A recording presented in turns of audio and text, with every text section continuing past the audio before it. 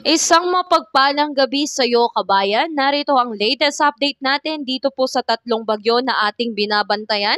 Ang dating bagyong Nika, ang bagyong Ophel at ang bagyong Pipito. Pero bago ang lahat, kabayan, makikisuyo muna ako sa iyo ng like and subscribe at pahit na rin po ng notification bell para updated ka pa sa ating ulat panahon. Kabayan, tatlong bagyo nga po ang minomonitor natin sa loob at labas ng Philippine Area of Responsibility. Unahin na po muna natin itong si Bagyong Nika. Kabayan, ito po ay isa na lang pong tropical storm na nasa labas na po ng Philippine Area of Responsibility sa layong 290 kilometers west of Northwest Lawag City. Taglay na lamang po nito na lakas na hangin ay umaabot na lang po ng 85 kilometers per hour. Malapit po yan sa sentro at may taglay na bugso na hangin na aabot naman po ng 105 kilometers per hour. Ito ay patuloy na kumikilos pa northwestward sa bilis na 15 kilometers per hour. Kabayan, kaunting lugar na lang po dito po sa bahagi ng Luzon or Northern Luzon ang naaapektuhan nito at sa mga susunod na oras, kabayan, tuluyan na po itong lalayo ng PAR, kabayan, at wala na po itong magiging direktang epekto sa ating bansa. Yan po yung unang good news natin, kabayan.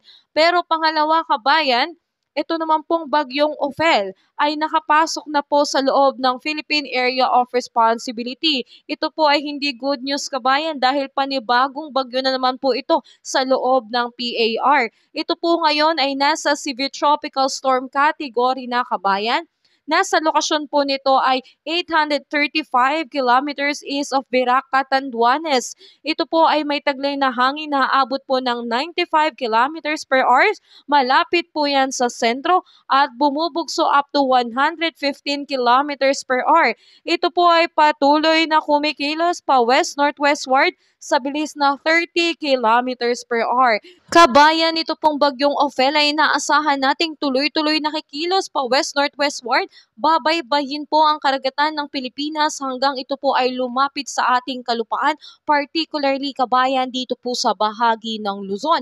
Kaya tayo po ay maghanda para dyan, kabayan. Samantalang meron pa po tayong isang bagyo na binabantayan na sa kasalukuyan ay nasa labas pa rin po ng Philippine Area of Responsibility. Ito po yung tatawagin nating Pepito kapag pumasok na po ng PAR. Sa ngayon ay international name pa lang po nito ay Manny. Ito po ay isang tropical storm na, kabayan. Mahinang bagyo na po ito na nasa layong 2,515 kilometers east of Virac, Catanduanes. Taglay nitong lakas ng hangin na aabot na po ng 75 kilometers per hour. Malapit po yan sa sentro at bumubugso up to 90 kilometers per hour. Ito po, kabayan, ay patuloy na kumikilos pa westward sa bilis na 30 kilometers per hour. Kabayan, narito po ang mga update na mga lugar na apektado po nitong mga bagyo na aking nabanggit. So isa-isahin natin yan, kabayan. Pakinggan mo ito. Kabayan, dahil nga po sa bagyong Ophel, ngayong araw na ito makakaranas po ng malakas na bugso ng hangin ang area po ng Catanduanes. And by tomorrow naman po, ang apektado po ng malakas na bugso ng hangin nitong bagyong Ophel ay ang Batanes, Quezon including Polillo Island, Camarines Norte including northern portion ng Camarines Sur and Catanduanes. And also sa Friday naman, kabayan, Isabela and the northern portion ng Aurora. Kabayan, ito pong mga lugar na to ay apektado po ng malakas na bugso ng hangin, kaya pinag-iingat po ang lahat at posible rin, kabayang, itaas sa wind signal number 1 ngayong gabi, mamaya-maya po o kaya tomorrow early morning po dito po sa ilang bahagi ng Cagayan. Kaya pinag-iingat po muli ang ating mga kababayan dyan, although kakatapos pa lang po ng bagyong Nika at nag-iwan po ito ng malaking pinsala. Actually, maraming area po sa Cagayan and also Isabela ang sa kasalukuyan ay lubog pa rin po sa baha. Kaya patuloy natin silang tulungan. Kung hindi man tayo makapagbigay ng material na bagay, isama po natin sila sa ating panalangin na sana po sila po ay maging ligtas po ulit dahil panibagong bagyo na naman po ang kanilang pagdaraanan. Sa ngayon, kabayan, ito po yung latest na posibleng ibuhos na ulan nitong bagyong Ophel. Asahan natin yan Starting tomorrow afternoon until Thursday afternoon po yan hanggang November 14, posible pong makaranas ng heavy to intense rain dito po sa area ng Isabela. So posible po ulit ang pagkakaroon ng matataas na pagbaha sa areas na yan, kabayan. So hindi pa nga sila nakakausad sa bagyong Nika, baha pa rin doon ay magbubuhos uli ng malakas na ulan ito pong bagyong Ophel. So sana sila po ay maging ligtas. Sa ngayon, kabayan, inaasahan din po na magkakaroon ng moderate to heavy rain dito po sa may Cagayan, Apayao, Abra, Kalinga, Mountain Province, Ifugao at saka Aurora po. So ingat po tayo dyan, lalo na po sa mga kababayan natin na nakatira po malapit sa ilog. Posible po itong tumaas ang level ng tubig at magdulot po ng pagbaha. Samantalang inaasahan, dulot po nitong bagyong Ophel, magbubuhos po ito ng malakas na ulan. Dito po, starting Thursday afternoon hanggang Friday afternoon, November 15, intense to torrential na po, malakas na buhos na ulan na aabot na po lagpas 200 millimeters po yan. So malawakang pagbaha ang posibleng expect natin dyan, lalo na po dito sa may Cagayan at Isabela. So yan na naman ulit, kabayan. So ingat po nawa ang ating mga kapatid dyan at maghanda na rin po kung kinakailangan mag-evacuate ay gawin na po natin, lalo na kung lagpas tao at lagpas bahay ang tubig na po na ating inaasahan sa baha.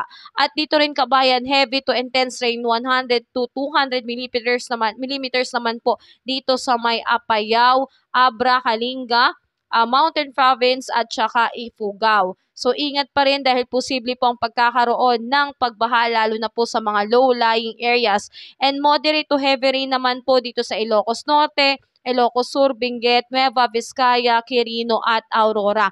Posible pa rin po ang pagkakaroon ng pagbaha lalo na po sa mga low-lying areas at malapit po sa ilog. So lagi tayong mag-monitor, kabayan.